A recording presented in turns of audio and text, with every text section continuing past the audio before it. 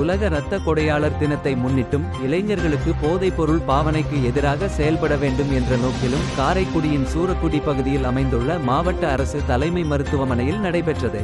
இம்முகாமிற்கு காரைக்குடி அரசு இரத்த வங்கி மருத்துவ அலுவலர் ராஜ்குமார் மற்றும் தோள்கொடு தோழா அமைப்பின் கௌரவ தலைவர் சி.க.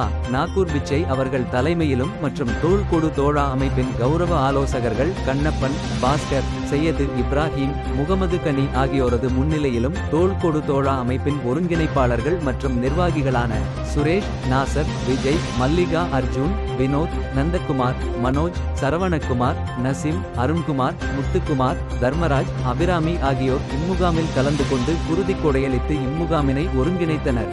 இம்முகாமில் மொத்தம் 34 நபர்கள் குருதி கொடையளித்தோடு மட்டுமல்லாமல் போதைப்பொருள் பாவனைக்கெதிராக உறுதிமொழி எடுத்துக்கொண்டு விழிப்புணர்வு ஏற்படுத்துவோம் என்ற உறுதியும் அளித்தனர்.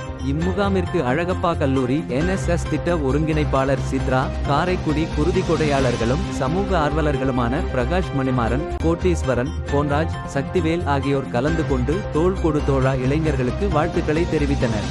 50க்கும் மேற்பட்ட இளைஞர்களும் பெண்களும் போதைப்பொருள் பாவனைக்கெதிராக உறுதிமொழி எடுத்தது மிகவும் சிறப்பு வாய்ந்த நிகழ்வாக கருதப்பட்டது. போதையில்லா காரைக்குடியை உருவாக்குவதே எங்களின் குறிக்கோள் என தோள்கொடு தோழா அமைப்பின் இளைஞர்கள் தெரிவித்தனர். இறுதியாக குருதி கொடையளித்தவர்களுக்கு சான்றிதழ் வழங்கப்பட்டன. இம்முகாமினை தோள்கொடு தோழா அமைப்பின் ஒருங்கிணைப்பாளர் சிவராமகிருஷ்ணன் அவர்கள் ஒருங்கிணைத்தார்.